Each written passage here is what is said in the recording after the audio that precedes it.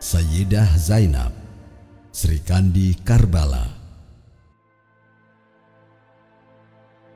Sayyidah Zainab binti Ali merupakan cucu Nabi Muhammad sallallahu alaihi wasallam dari pasangan putrinya Fatimah Az-Zahra dengan Ali bin Abi Thalib.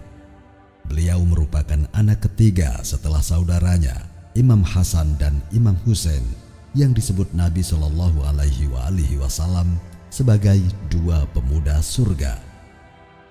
Nama Zainab diberikan oleh kakeknya Rasulullah Shallallahu Alaihi Wasallam melalui malaikat Jibril yang turun dan menemui Nabi Shallallahu Alaihi Wasallam seraya berkata, Allah Subhanahu Wa Taala menyampaikan salam kepadamu dan berfirman, berilah putrimu itu dengan nama Zainab karena namanya telah tertulis di Lauh Mahfuz. Ia populer dipanggil Zainab Al-Kubro.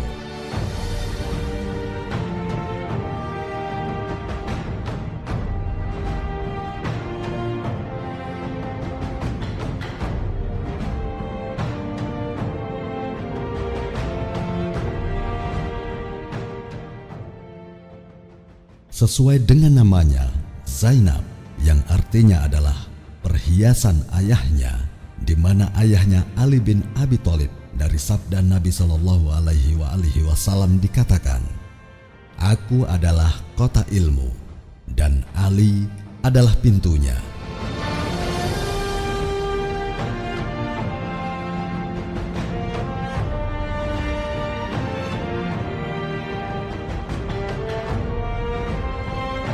Sayyidah Zainab memiliki ilmu, makrifat, dan pengetahuan yang luas dan dalam. Pikirannya cemerlang. Berkat kecerdasannya itu, ia dijuluki Aqilah Bani Hasyim, yang artinya wanita cerdas dari Bani Hasyim.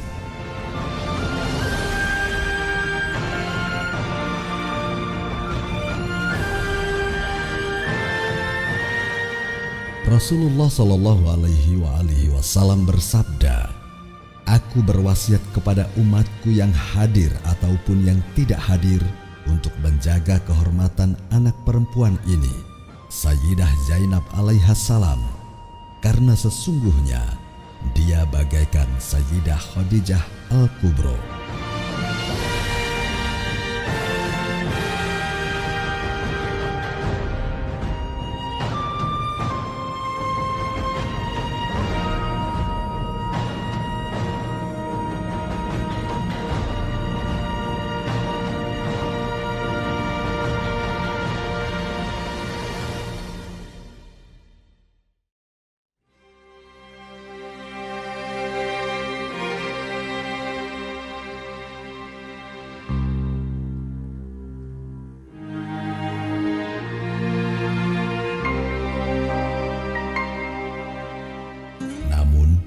Zainab Al-Kubro dari kecil banyak mengalami musibah, maka dia dijuluki dengan Ummul Masaib. Rasulullah Shallallahu Alaihi Wasallam dengan menangis terisak-isak pernah bersabda, Setelah kepergianku, anak ini akan mendapat musibah yang bermacam-macam. Suatu hari Sayyidah Zainab pernah bermimpi dan menceritakan mimpi buruknya pada kakeknya Rasulullah Shallallahu Alaihi Wasallam. Dia berkata, "Wahai kakekku, aku bermimpi buruk. Aku melihat angin topan yang sangat kencang yang membawaku ke sana kemari.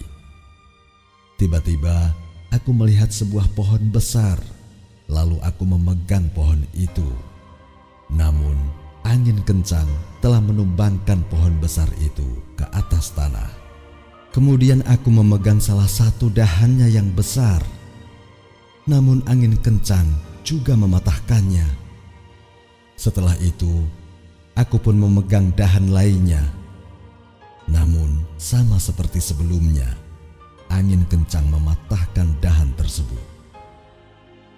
Lalu aku memegang dahan ketiga dan keempat, sampai akhirnya aku terbangun." Rasulullah Shallallahu Alaihi Wasallam menangis setelah mendengar ceritanya, lalu berkata, "Ketahuilah, wahai cucuku, pohon besar itu adalah kakekmu.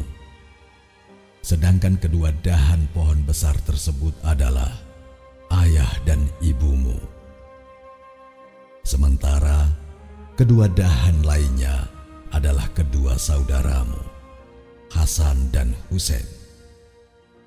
Sepeninggal mereka dunia menjadi gelap gulita, dan engkau akan memakai pakaian hitam sebagai lambang duka cita atas musibah yang menimpa mereka." Rasulullah Shallallahu Alaihi Wasallam bersabda pada putrinya Fatimah, "Zainab, buah cahaya hatiku, anak perempuan ini akan pergi bersama Husain di Karbala, dan ia akan ikut menderita dalam musibah dan penderitaan saudaranya." Zainab.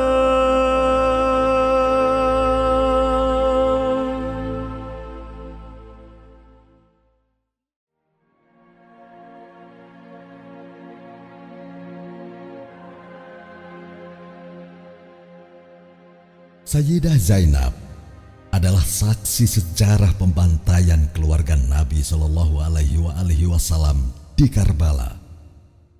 Ia menyaksikan dengan mata kepalanya sendiri serbuan tentara Yazid bin Muawiyah dan melihat saudara dan kerabatnya serta pasukan saudaranya dibantai oleh mereka dengan sadis dan tidak berperi kemanusiaan.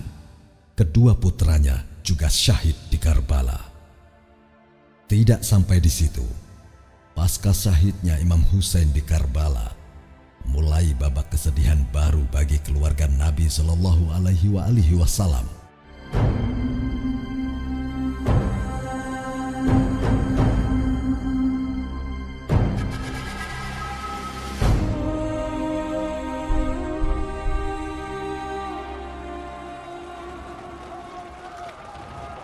Tentara Yazid menerobos masuk ke tenda-tenda keluarga Nabi Shallallahu Alaihi Wasallam, menjarah apa saja yang mereka bisa dan membakar tenda-tenda. Mereka memukuli para wanita dengan pedang mereka, merampas cadar mereka. Anak-anak perempuan kecil ditarik antingnya dengan paksa. Kemudian mereka ditawan, digiring. Sebagian memakai unta tanpa pelana dan sebagian berjalan kaki dengan rantai di kaki. Inilah kekejaman pasukan Yazid di Karbala. Sayyidah Zainab bertindak sebagai penanggung jawab dalam rombongan tawanan keluarga Nabi.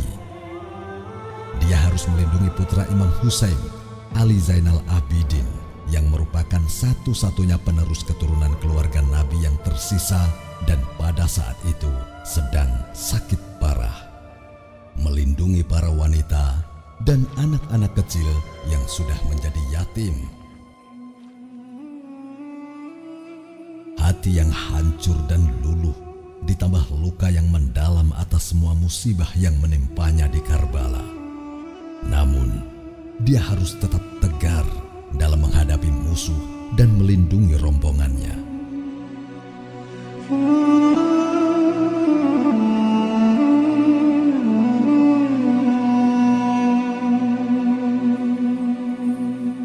Disitulah dia juga tampil dalam menyampaikan pidato-pidato yang sangat tajam, penuh dengan ilmu dan ma'rifatullah. Pidato yang sangat menggelora dan mencerahkan, yang membuat musuh-musuhnya tercengang dan ketakutan. Juga bagi masyarakat saat itu yang mendengarkan, jadi menangis dan menyesali apa yang telah terjadi. Zainab Al-Kubro alaihissalam dengan keimanan, keberanian, dan kefasihan serta keterampilannya telah menyebabkan langgengnya kebangkitan Asyura.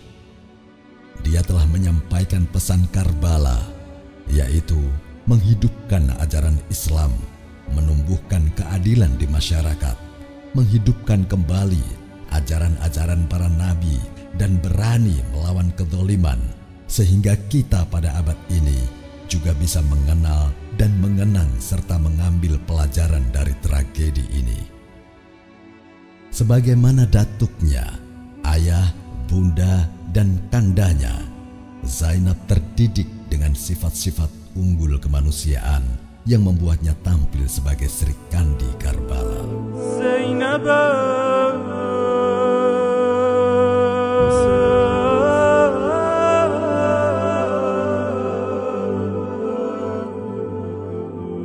Sayyidah Zainab Al-Kubro mewarisi keberanian, kepahlawanan, dan kefasihannya dalam berbicara dari ayahnya, Sayyidina Ali bin Abi Thalib, serta kebijakan, kelembutan, dan pengorbanan dari ibunya, Sayyidah Fatimah Az-Zahra.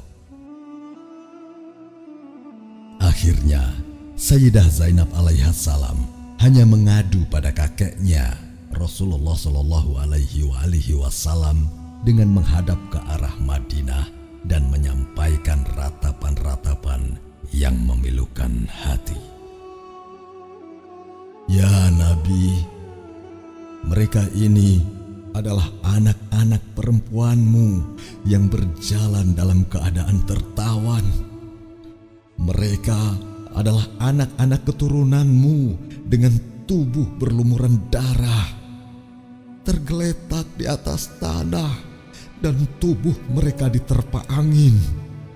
Ya Rasulullah, inilah Husain yang kepalanya telah terpenggal dari lehernya, jubah serta sorbannya dijarah.